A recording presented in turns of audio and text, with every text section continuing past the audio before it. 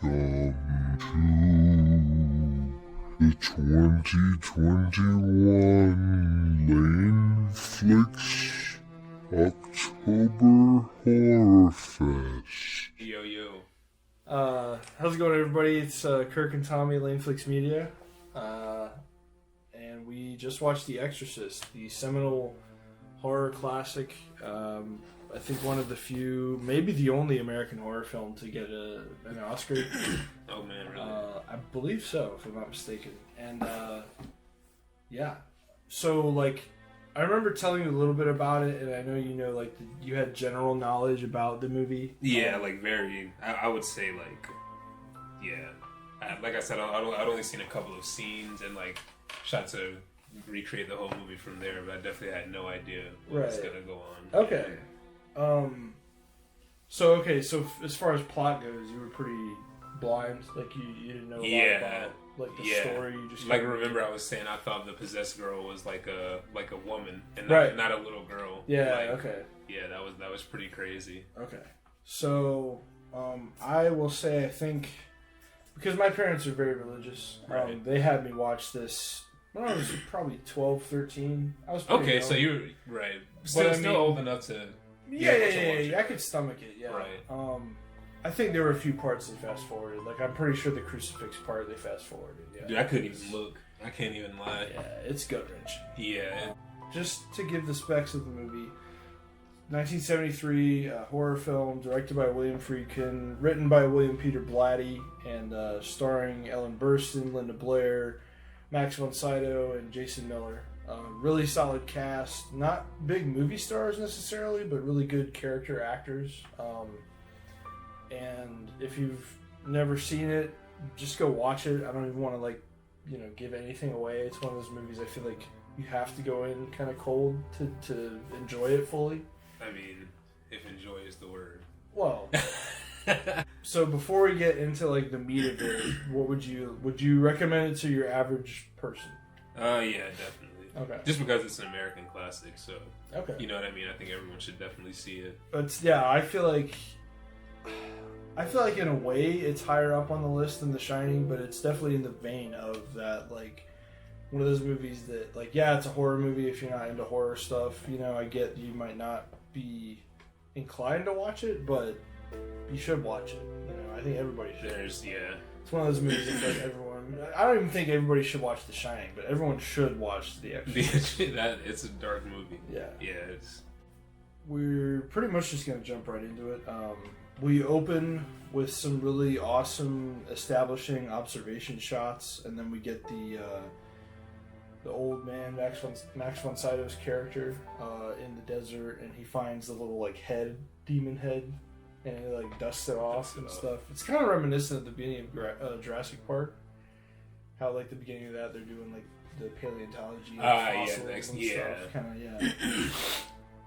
Yeah, he's a cool priest though. To be out there like Indiana Jones in it. Yeah, yeah, for sure. And then it's cool later in the sequence. He sees this statue that he recognizes the head, but then it has a whole body and it has I think it has like a big penis, doesn't it? Yeah, it's very strange. Like a giant. Yeah. Yeah, I mean, obviously, like other countries, like they have different ways of approaching like tribal mythology and stuff. So okay. I think that's part of it. Yeah, like it's not necessarily a sexual thing. But right.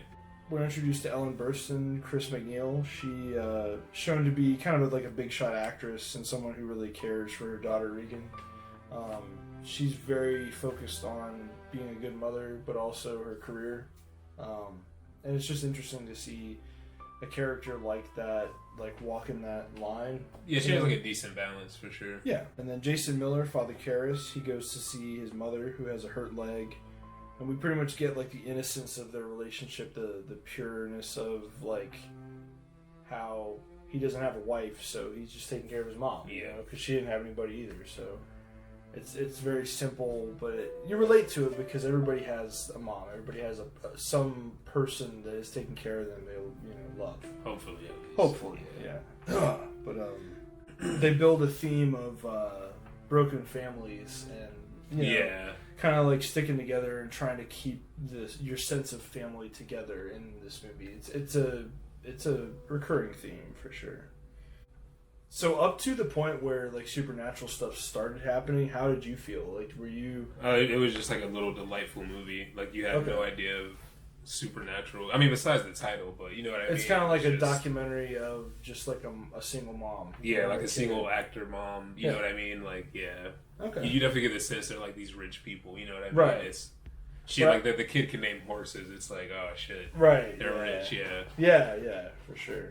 Yeah, I don't know. I think it's hard not to notice the realism of the way it's shot, and yeah, you just kind of feel like you're hanging out with this family in the house, and Chris goes to a child psychologist where the guy explains that Reagan has ADHD and needs drugs, and you brought up how you felt about that. Talk a little bit about that. Just I don't know, like how they're so quick to prescribe drugs, you know, at the first sign of symptoms and not go like the holistic way. Yeah. But yeah, I mean, it sucks because like when you brought that up, it made me think about how society today does that, and it's even worse now. It's on a larger scale. It's more routine. Like, I think even Kanye talked about it. Like he like finally talked about his mental illness, but he said he was on like 8 pills a day. That's ridiculous. That is ridiculous. That is People ridiculous. shouldn't live like that. Like, that's crazy. Yeah, it is. I mean, if you need it, you need it. If you need it, I mean? right. But and if it's helping, but there's a certain point where, like, I don't know, man. That's a lot of pills, bro. That's a whole lot of pills, bro. So yeah, it's just the pediatrician. He like comes out after he's seen Regan is talking to her, and is like, "You'll never guess what she said." Yeah. And she's just like, "What? You can tell me." He's like, "I really shouldn't say." And then she's like, "Seriously? Like, we're adults here. You can tell me." And then he's just like, "What did he say? Keep your hands away from my like cunt." She's like, something, keep your hands away from my cunt. You something. You son of a bitch. You son of a bitch. It was like bastard. some funny shit. It was a complete roast. I remember that. And it was also, but it was funny because I mean, it's funny and terrifying at the same time. Yeah. The doctor and the mom just kind of giggle about it, and you're just like, it's one of those things where it's so uncomfortable. It's like, what the fuck? So what should your reaction be to that? Yeah, but yeah. So then we get Father Karras going with his uncle to see his hurt mom in the psych ward. Yeah, it's really creepy stuff. Very real and gritty view of this pretty much loony bin of people. Literally. And sad. I mean, it's depressing. It's not just creepy. Like, it is a little like weird. It freaks you out, but it's also, you know, you feel bad for these people. They're stuck there with like no one to love them. Just people like keeping them from dying, pretty much. Literally. And back in the day, the psych wards would have like horrible standards. Yeah, like, I know. It's a great movie called Awakenings about that. But with Robin Williams and I think Robert De Niro. That's a great movie. Are they in the psych ward the whole time, or? Well, Robin Williams is a psychologist, and Robert De Niro plays a guy who convinces himself he's brain dead. Yeah, it's a really good movie. That's insane. If I remember right, but one way or another, he's brain dead in the movie, and Robin Williams helps him come out of it. Yeah. Wow. Spoilers. That's. Okay. I mean, it's called Awakenings. So right. Yeah.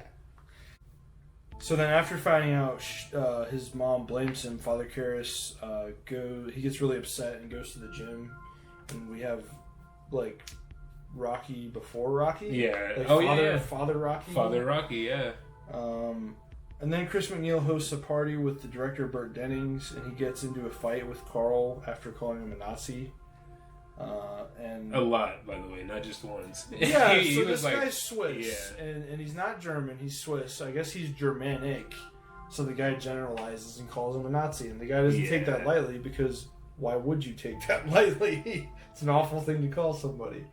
And yeah, it was funny, but also like, damn, dude, that old man is just doing his job. Yeah, like, he was throwing some crazy insults at him. He was like, "You probably gutted 30 women." Like he was saying some like evil shit, bro. Like it was like I said, he was a miserable drunk. Yeah, he was just drunk. That's It's depressing because it's like, damn, dude, like you're probably a good director, but like you're an asshole. You know? Alcohol. Oh yeah, then Burt Dennings, the director guy, he leaves the party very drunk. And Reagan appears to the host of guests and says, you'll all die up there, and then like just pisses where she's standing. Yeah. Well, like she's like sleepwalking, but yeah, it's very uncomfortable. What were you thinking at that point? Like, what was going through your mind? I mean, what does go through your mind? You know what I mean? Right. Like, it's like, yeah, I have no idea. Yeah. All right. Just I don't know, terror. Yeah, like, I mean, it's mad uncomfortable for one, but then also just like, I don't know, like, how are you supposed to react to that? I more felt bad for the mom too, like. Yeah, because she's just like, what? Yeah, to watch someone you love go through that, holy fuck. Yeah, that's some crazy shit. We get some really good camaraderie moments between Father Dyer and Father Karras, and Father Karras is drunk and kind of upset in his room, and Father Dyer kind of takes his, shoes off and puts him in bed. It's like, you'll be alright, You'll be fine, sleep it off, yeah. And then Father Karras has a nightmare about seeing his mother in the streets. Yeah. Very haunting and creepy because it's like he keeps seeing her, but like almost walking into traffic or almost like falling down the stairs. subway. Or, like just all these horrible like Final Destination-esque possibilities of like things that could happen to her. And it just keeps happening over and over and over in these different parts of the city that he's, I'm sure, jogged. Yes. So that's why he psychologically has that in his brain. Like that plus the accident. Yeah. Which is so realistic. Like when you're stressed, you have the craziest dreams. It is, man. It's like a fever dream. And you really do. Like, if you're stressed out or if you're sick or anything, like, So, it just adds a level of like, wow, this character has like true depth to him. He's not just like some stock guy priest. Yeah, you even said that. Like I remember we were watching it, and you were like, wow, it's cool that all these priests feel like individual people. Yeah, they feel like real people and not just like like the positive always like just right. Just read your Bible. Like he's like smoking a cigarette, like laughing at sleazy jokes and stuff. It's like he's like drinking, he's a human being. Yeah, for sure. He's a mortal person. So then they kind of just cut to the psychologist trying to keep Regan down while they give her a shot, and she like smacks one of the guys away and says, "You fucking bastard." Oh yeah. And you're like, whoa, because I don't think we've heard her cuss up to this point. Yeah, we've only just heard someone say yeah. So it's very shocking. It's very quick, and then they finally get her kind of like strapped down.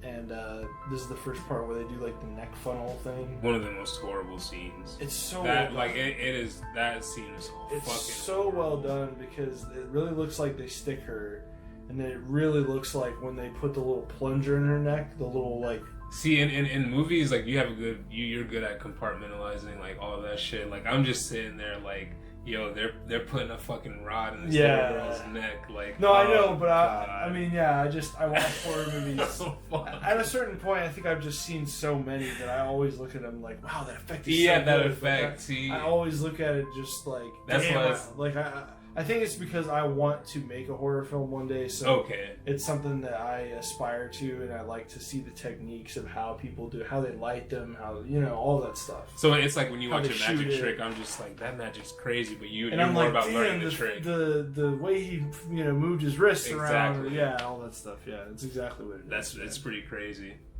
I want to be a magician, and you're like, that's a great magic trick. I would put here fantastic flailing of Reagan. And while she's like burning, is that when she's saying she's oh my god. she's screaming, it's burning, it's burning. Tommy pretty much cried. This was hard on Tommy for sure. Yeah, this is another. It's just like this. Like first they give us the next scene, and then they give us this like horrible like it's burning. Like she went from like physical pain to like the supernatural pain. It's just a lot to take in. Like it's very, what I mean. It's like, very quick. Fuck. Like it's just.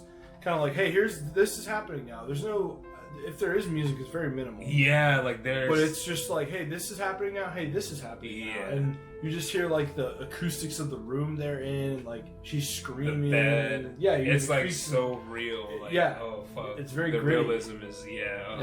It's the 70s, man. It's good shit.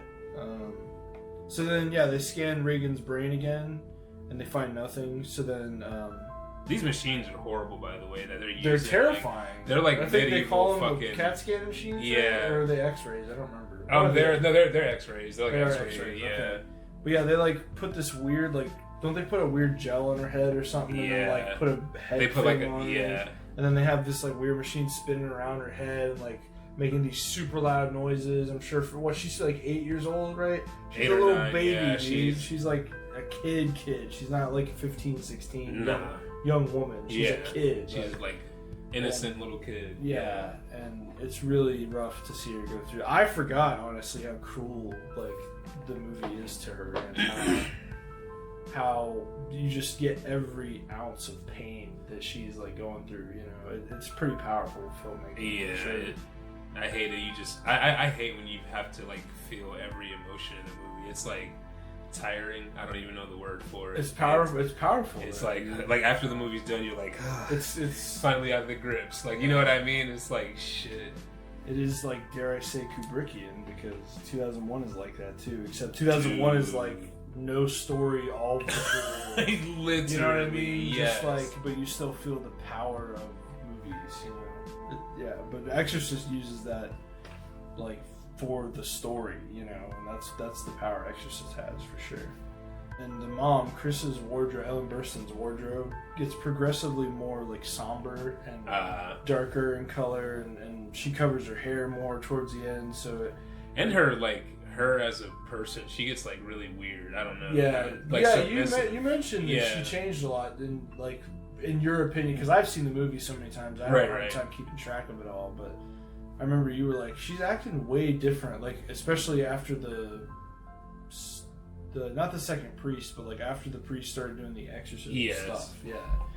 And I wonder if that is just because they wanted to focus more on the like it's called The Exorcist, so that last third act is essentially all exorcism stuff. Right. You know? So Yeah. when Chris returns home and the lights are kind of going on and off, we first see like the demon face. Yeah. From the special edition. You said it was pretty creepy to you, right? Yeah, the definitely. face. Definitely. I don't know why when I found out it was added in. Ever since I heard that, I can't like unknow that. So you mean the demon face that pops up? The little tiny face. Okay, yeah. I thought you meant something different. My bad. My bad. Yeah, that was just like a strange, like, what the hell? You know what I mean? I remember it popped up and I was like, did you? You were like, yeah. Immediately you were like, yeah, they added that in. Because it feels to me like a horror version of like the Star Wars special editions. Because how Lucas went back and like, for instance, he put extra rocks in front of R2-D2 in A New Hope because people were like, how does Obi-Wan not see R2-D2? He's over there. So he went to the trouble of putting CG rocks in front of R2-D2. So, God. Yeah. To the point where when you watch the movie now, you wonder how the fuck R2-D2 got behind the rocks because he's so encased in rocks. Yes. So it's like, how the fuck did he get in there? It made sense before. He went in there and he's in shadow. They don't see him. We get it. It doesn't matter. You know?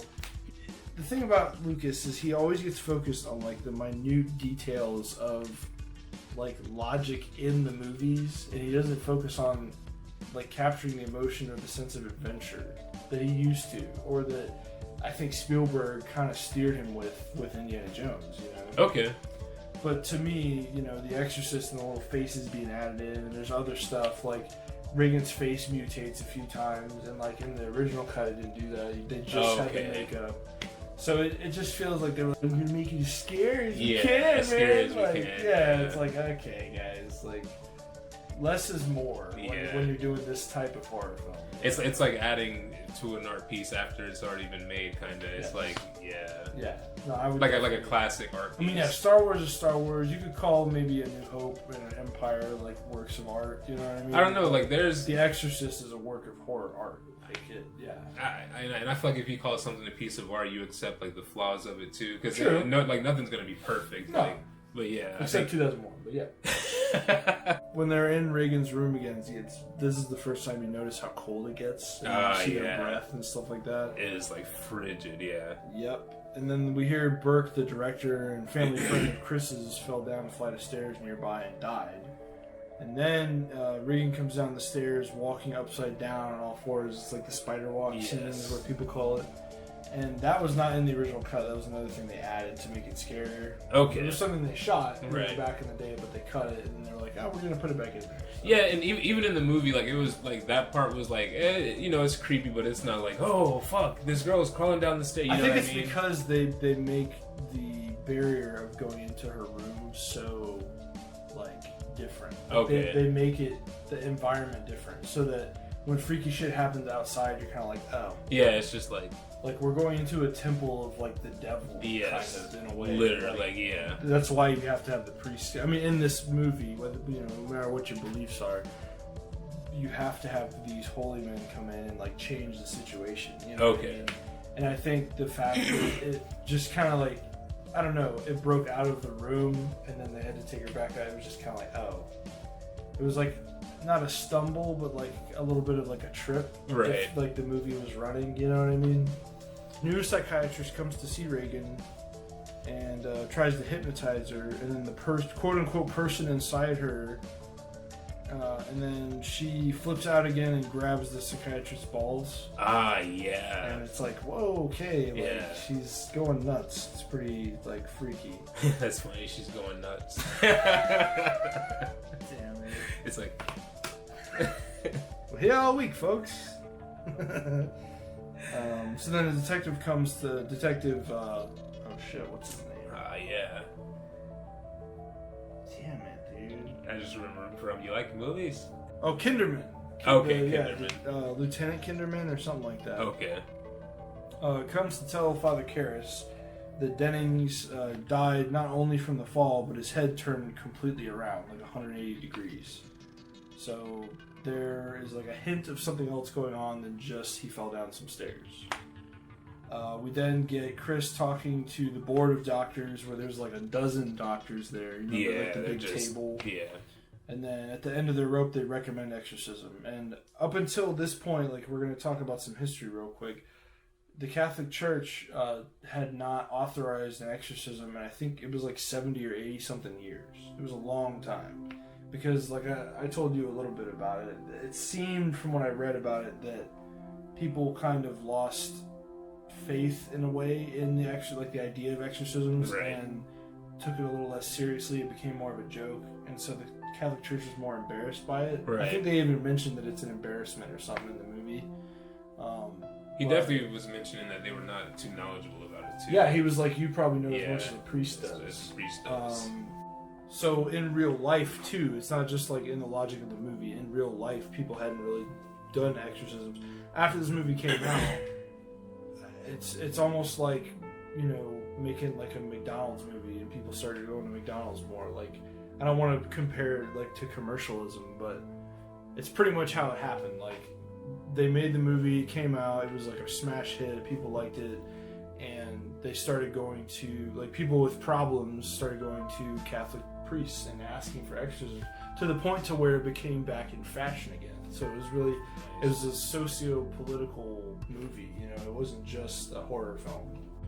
So Kinderman, the detective, he goes to see Chris, the mom, who then he explains the situation to her and explains why he's stumped, and pretty much says a strong man must have killed Dennings, but who? Because the daughter Regan was in the room sleeping, and you know, he just was in the room. Right. And then we get a very wholesome, cordial interaction between Chris and the Kinderman, and then right after that we have the crucifix scene, which is like gut-wrenching.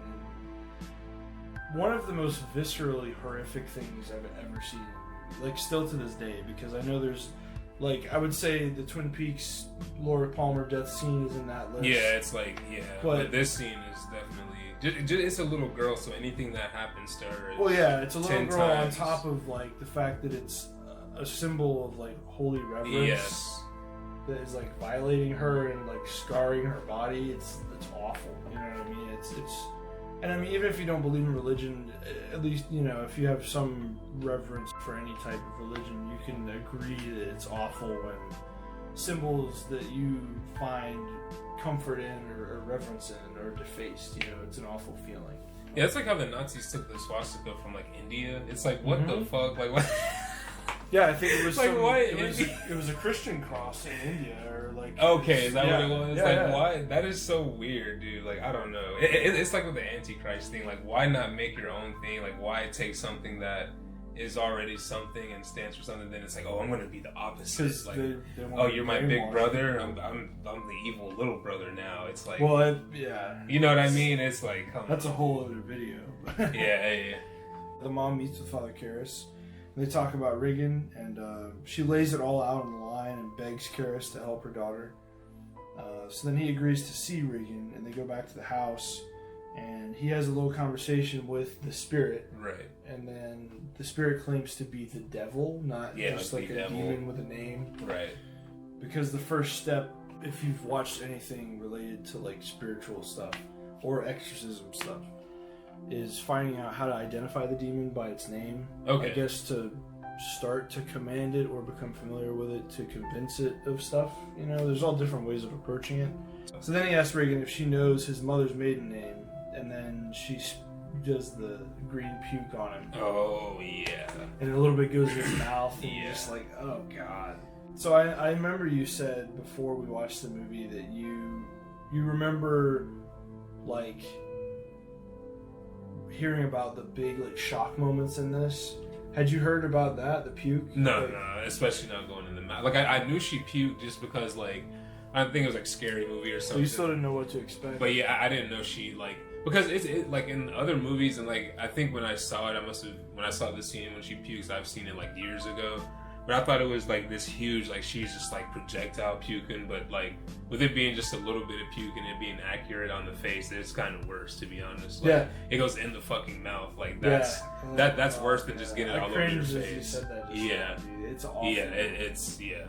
So then we cut to Karras at a different point in time in Mass doing the transubstantiation, which, if you're not familiar with that, in Catholicism, it's the moment during the Catholic Mass whenever Catholics believe that Christ is actually entered and transformed into the bread and wine. So Jesus is like, you better get that right. he's like, here's the Albert on you. It's an interesting thing because it is a similar idea of like possession and a spirit going into something kind of thing. You know? Ah, yeah. That's kind of what I got from that. Yeah. So possession is just another one that's like, oh, God, it takes his spirit and goes inside of people and makes them do good. I'm gonna do evil. Like, oh God. Yeah. So then the first session of exorcism, and it's actually funny because it's not. It seems like it is. Right. But then immediately after, Father Karras goes and talks to the mom, and he's like, "Hey, look, this is just tap water. Like, the demon is she's psychologically overreacting, and she believes she's possessed, but I don't think she's really possessed." Right.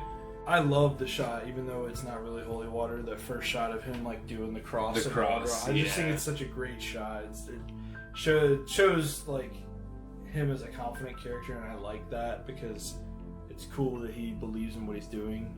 I think you have to in that instance. Yeah. Or it won't even work. Right. But then he, like I said, he sits with Chris and explains that she should let Regan's father know what's happening, and that the water, like I said, was tap water. So then after recording some of the audio heard coming from Regan and then having it analyzed, and the guy analyzing it tells Father Karras, hey, the words are just backwards English. He convinces a superior to inquire about an exorcist. And then Father Marin shows up, the older priest from the beginning of the movie. From Iraq. And Karras asks if he wants to be briefed on the case. And immediately Father Marin's like, why? Yeah, why? He said, I know what I need to do here. Yeah, it's really cool that he's so just set in, like, we're doing an exorcism. I don't need to know, you know. I'm connected, like, to me it felt like he was high on God. And, like, he was like, let's go, like, I'm ready to do battle. Like, let's do this. He's the high priest in the magic game with, like, the super big staff. staff. Like, he's the high mage. High mage. Yeah, dude. In like World of Warcraft. Yeah, yeah. He just thumps the staff down as like a protection spell. Like. Right. So then the first official stage of exorcism is really haunting and creepy because there's like most of the movie, there's no music. Yeah. Just these two guys in this room with their breath. Yeah. And this like bluish gray light that like drains the color and like all emotion from the room, and the girl's on the bed, and like I think the bed moves a little bit. It's just like, it's freaky. At one point, I know the bed comes up off the ground and then goes back down, and then she comes up off the bed. Yeah. And I remember Father Karras is like, yeah, I think I'm about to like get out of there. Like I thought my boy was about to run away. He was looking so freaked out, but he stayed. Like, well, yeah. At one point, the demon starts screwing with him and like talking to him in his mom's voice and stuff. And then he gets so upset that Father Merrin is like, get out. Yeah, he's like, just get out. Go, yeah. And then after a little bit of him kind of chilling, like taking a breather, he comes back. Father Merrin is dead. Yep.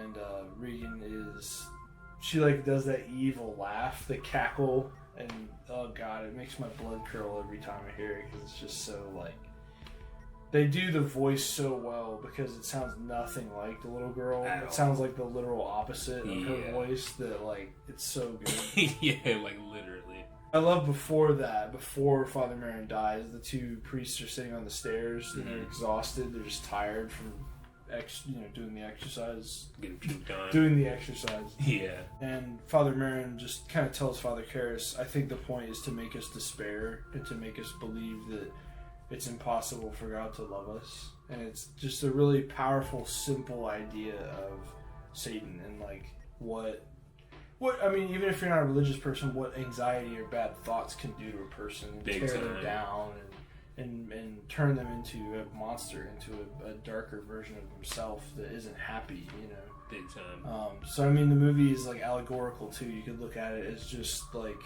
depression and like anxiety, and I mean, I guess you can't really look at it like that if the exorcism is happening, but you can look at it as an allegory, like I said. But then, pretty much by the end of the movie,